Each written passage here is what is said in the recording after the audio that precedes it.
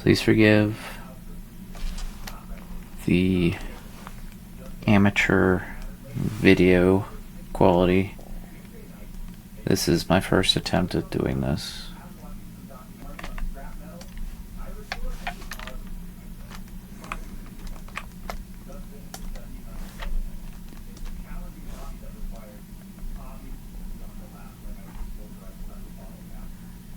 What you see here is TheSicklyWizard's Toon Shader method being used for my little chair here. This is exactly what he showed us. I grouped everything into a node group tree, and instead of using the float curve for the value setting here, I used a color ramp, and it does exactly what he explains in the tutorial. It increases our control over the color of the lights while using tunes. It's a really great and powerful asset. But I did find one pretty difficult thing to work with is it doesn't capture midtones on skins super well. It kind of makes them gray because it's still rendering them fairly like light is being omitted from the spot, how a 3D engine would render it. But for tunes, well, we're used to two-cell shading, and that makes it so that we want to be able to color these midtones here. Like, we want to be able to control what these colors are instead of just becoming gray. And that's all well and good if you take his method here and you add a color mix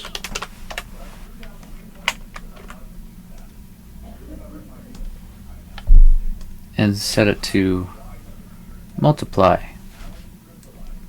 Now we can add a color to the mix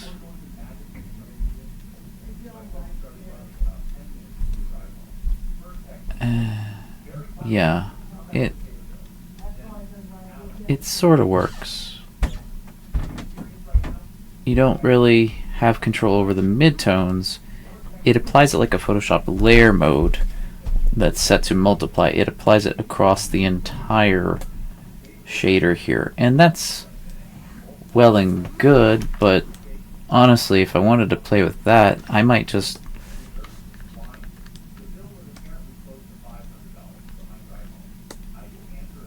rather just change the base color of the overall object. That doesn't give us the control over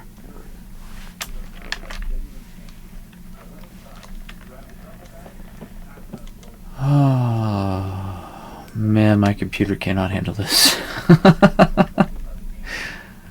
Oh, I can edit in Blender fine, but if I want to try to record and do anything with CPU processing, that is tedious. Okay. So instead of affecting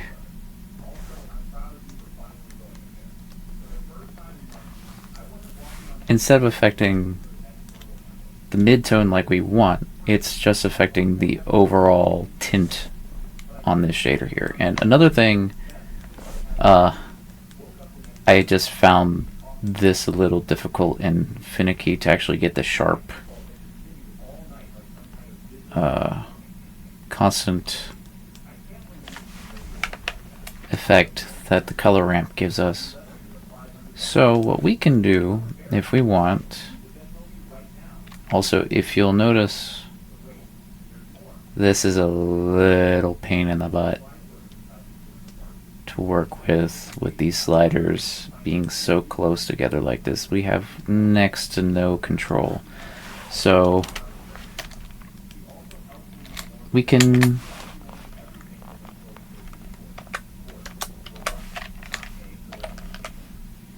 add a math onto here, and instead of add, we go to multiply. Now, what this will let us do, should it?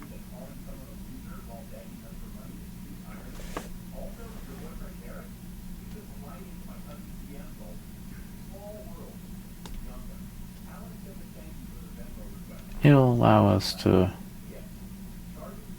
adjust these settings here a little bit more precisely without having to be so close together.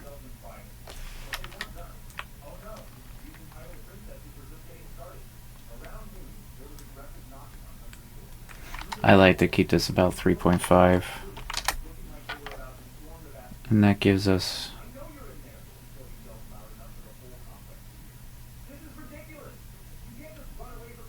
a little bit more leniency as to where these go. Now, there's a couple things I notice in this way of doing the Toon Shaders. You don't have control over the highlight, and you don't have control over the midtone, which it's well and good. You can change the color of the light itself. But for things like skin, that might not work quite the way you intend it, because skin has a certain subsurface scattering. What is that called? Regardless. Okay, so what we want to do is we want to find a way that we can add color to just the midtone or just the highlight, and we can't really do that with any of these settings here as it is, and adding the mix color overlay applies it unilaterally across the entire shader. So what we can actually do is make a color mask based off of this color ramp that plugs in specifically where we want these colors to go, and we can then add a color mix node to make this work. So here's how we're going to do that. We're going to take our shader to RGB, and we're going to take this here. We're just going to duplicate it, and we can make these small. That's not a problem. And we're going to take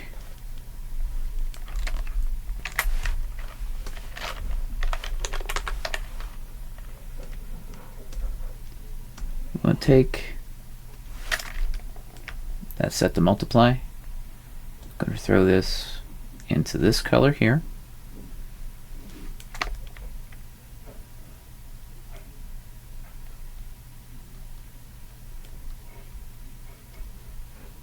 Into the factor. That goes into the factor. Now, this will go into the first color slot, and this will become our highlight color here. And what this is acting as is a color. Acting as a mask to apply the color across. So when we try to put it in, you'll see I have struggled with this for quite a while, trying to figure out why this doesn't work the way I intended it to. Because black should give you off, white should give you on. But if you look, once this loads, it doesn't result in that effect. Uh-oh. Yeah, I see it's applied across the entire surface. It's like this factor has not been applied to it whatsoever. It's still just like on or off. It doesn't tell the factor where to apply it. And I've considered maybe an image texture, but then it doesn't track with the light. How do we get this factor to follow the light? And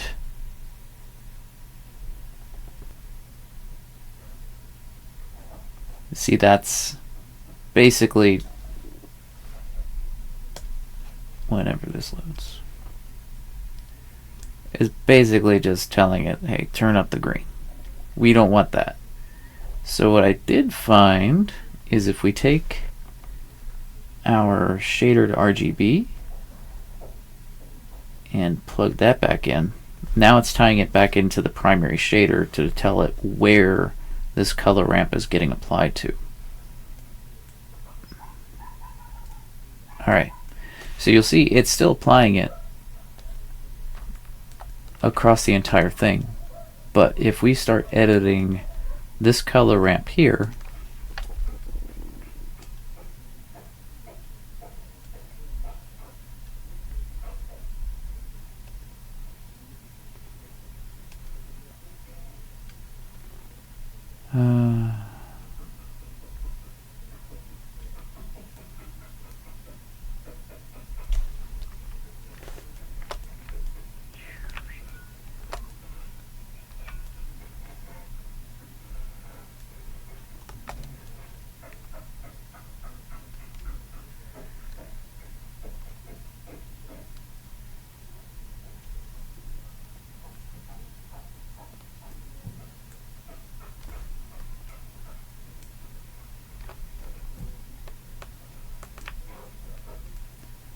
it has applied it to the highlight, because this is the white. Now what I found for highlights tend to be, you want lighten,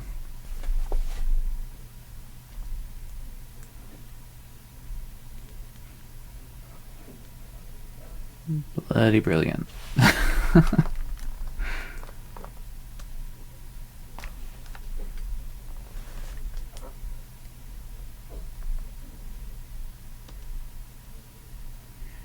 Now if we add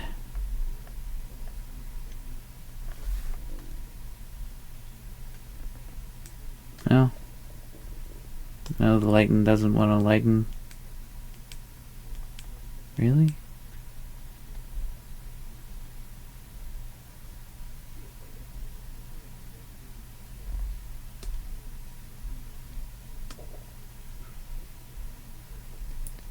Oh, well, yeah, it does work. It is really subtle on this particular material. Okay, that's good to know. But it does work. And we keep the base material the same color. Now we want to affect not the highlight, we want to affect the midtones. So what we can do is pick our color. Let's say we want this to be a slightly red hue. We're going to go back to multiply.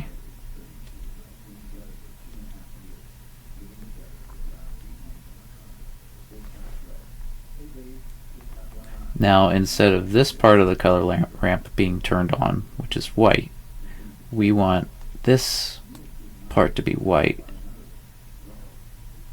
And watch what happens when that gets turned on. Ain't that cool?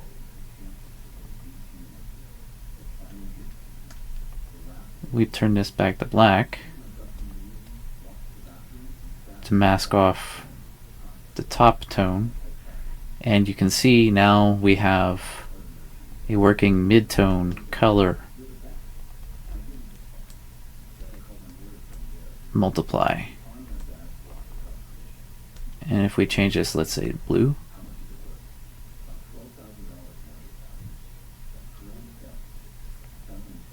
does that register?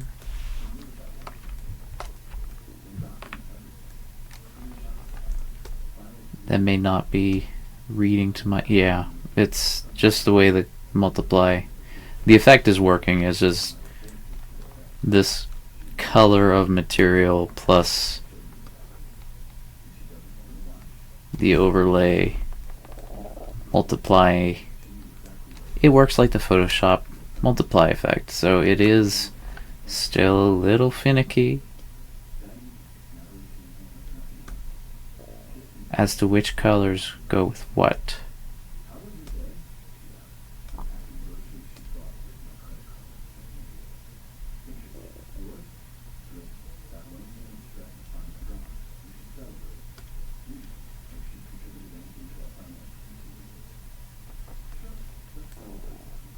And sometimes it's just too dang subtle to pick up on. So this is one of the limitations of this, is playing with where the sliders are and getting them tuned into what you want them to be. Alright, now I'm trying to multiply a gray onto a red. That's not particularly helpful.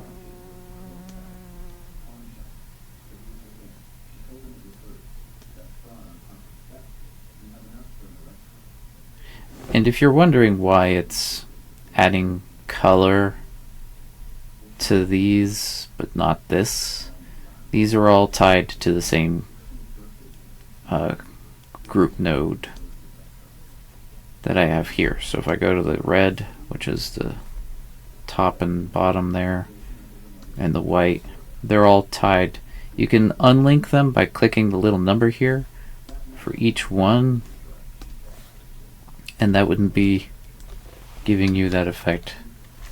So this does work, it's just it prefers lighter tones for you to multiply things on top of. Anything that's super saturated has a tendency to dull the effect. But I have noticed when it comes to things like skin or things like black, if it's too bright or too dark, you gotta switch the layer node from multiply to something else. So what I have here is my dolly I've been working on for a while. Her name is Veronica. And let's get her on. Where is she? Oh, right. Loading, loading, loading, loading.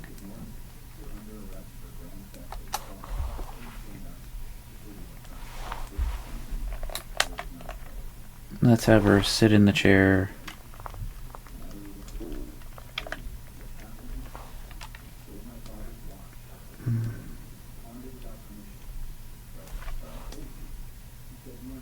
Get her skirt rig to sit in the chair. This is Sakura pose library I found on the internet, on the YouTube. It's free. It allows you basically to pose models without having to bother with the Blender's default asset library. It's really convenient. And oh, my computer cannot handle this. Right now she's a little overexposed. But I have this shader set up on her.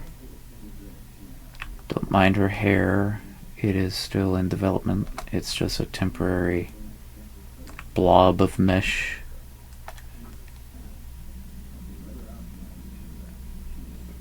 But we'll take a look at her skin shader, which is a lot more nodes, a lot more complicated, but the same principle. What I've done for her is I gave her a Fresnel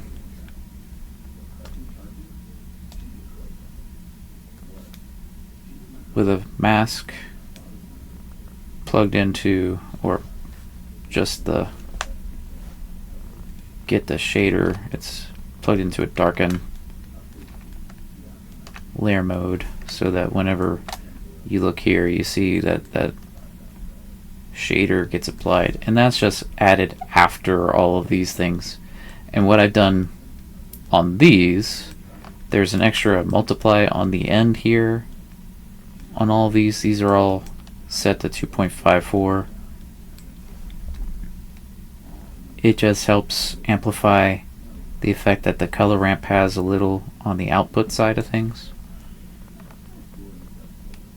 And we get a really nice soft highlight and hard shadows. That's always been a little hard for me to figure out how to do with the Toon Shader.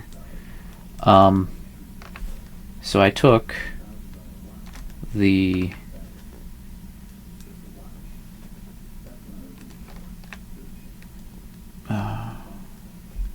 Sorry, my computer just does not like having to record and do the blender. You'll see these are purple. These are purple because I have set up drivers from this color ramp to these color ramps and the multiply to that multiply, so that any values that I am scrolling around with here on my initial color ramp. Oh, the lag. It hurts so much. Also registers on these ones. So you just pick a color, grab the number for the position here, copy as new driver, go into the next color ramp that you duplicated, pick the same node, paste driver, and you do that for all of these, and that'll allow the highlight and the midtones to always match perfectly what the base shader is doing. And a nice thing about this, if my computer can handle it, is if I grab the light and I change the color of the light, you'll notice it affects all of my Toon Shaders that have the same shader on them. And we can increase the strength of the light. We can also change the midtones on the dress to, let's say, like a blue color. Will that work? Is it working? The input lag is not helping.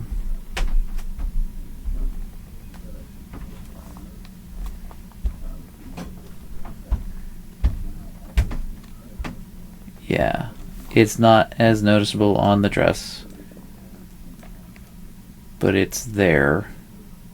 And this is what I mean by the dark colors not necessarily playing well with this method.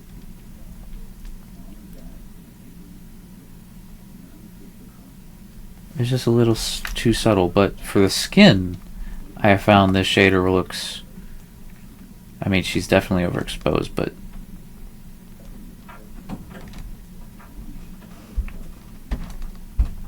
my little pretty dolly, it's not terrible for skin. So what am I doing with the color in a nutshell? Basically, we're just trying to get the midtones to work, and this is as close as I've been able to get it to cooperate. For the skin, dang, that's pretty good. You get the 2-cell here, but you also get the soft overlay, and you can bring the lights off.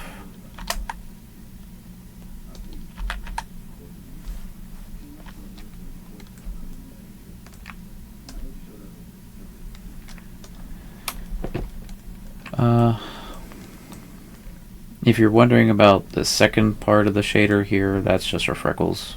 It's a mix color with an image that I can put little dots on her face, on her skin, and it feeds into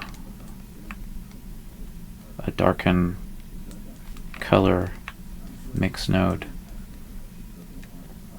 So this is what we got.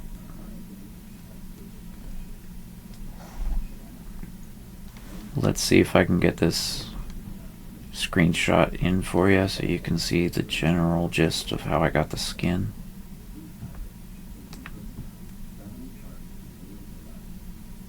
Oh, and this is a shader to RGB. And these are all separate color. You don't need to separate the color for the masks. You just need them plugged into the shader to map the mask to where the light follows. Elsewise, it won't follow the light and it will just not cooperate. So you need to plug it into the shader to RGB or into the principal BSDF.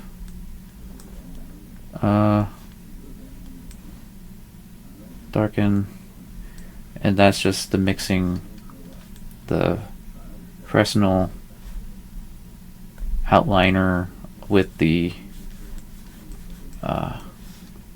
freckles. And if you want, you can add group inputs on all these colored mixers here for the highlight and the midtone. You just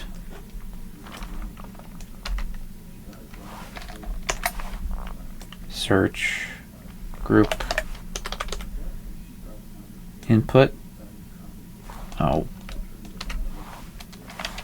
lag. The lag, it hurts. Can we like speed it up by switching it to solid? Alright. We'll try group input.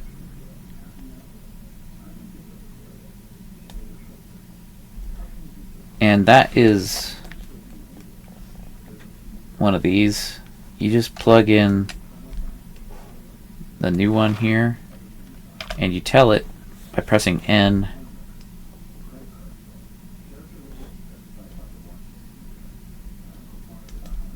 to edit. And that's the old one. And that's how you can come over to here into the shader editor and pick from the base colors, freckle colors, highlight colors, midtone colors. You can change them without having to open up the shader editor. I did find trying to get the black of the dress to cooperate took a lot of finicky editing, and that's just because, well, the layer mode doesn't work on black because it's multiplying black with whatever color. You're just going to get more black. And the color ramp, it's also a little more fussy. For the black, I had to use a higher value so I get more range of selectability. That, you know, because if you don't multiply this, these get like all jammed up here. Maybe I didn't explain the masking quite well enough in depth here. What these color masks are doing is they're following the light source from the shader and plugging it into a mask, and whatever is black here is the equivalent of 0 in the factor. Whatever is white is the equivalent of 1. So having the color ramp here allows us to tell it, based on where the shader is mapping, where to put this mask onto our model. And that's where I got hung up for the longest time trying to get this to work, because I was trying to use texture maps and UV coordinates to try to map where it follows the light, and that just does not work. But you plug it directly back into the shader. I didn't know that I could just grab this node and branch it off to multiple places. Like, I knew Blender had that ability, but that didn't occur to me to just plug it back into the shader. And that's what took me so long to even get this semblance of a shader working. Now, if you guys have any better ways of getting this to work to where this isn't so fussy, let me know. I would love your input. If you want to like share with me like whatever you managed to make out of it, you're welcome to. I'd love to see it. Veronica, she is my pride and joy right now. I've been working on her for over 2 years now. So many iterations. And this skirt rig, oh my gosh, this skirt rig. It uses bendy bones.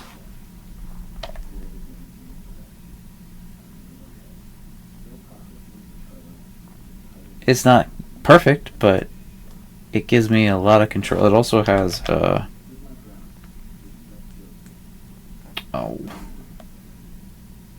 my computer does not load with the recording. It can also boop. That's what we're looking for. It can also give me FK controls, so that if there's some clipping going on, I can just grab this. If you found this interesting, if you want to figure out how I got this skirt rig up to this point, I'm still trying to figure out how to get the bone physics for the jiggle bone to work with it. I haven't figured out how to do that. It does not play well with constraints. It looks really good when it plays, when you can get it to work, but getting it to do more complicated stuff is a lot more of a hassle. Anyway, hope you liked, hope this helps, hope you get what you need out of this, and if it doesn't work for you, hopefully it at least gives you some ideas as to how to get the shader to do what you want it to do for your project. Alright, this is Eric. Peace, I'm out.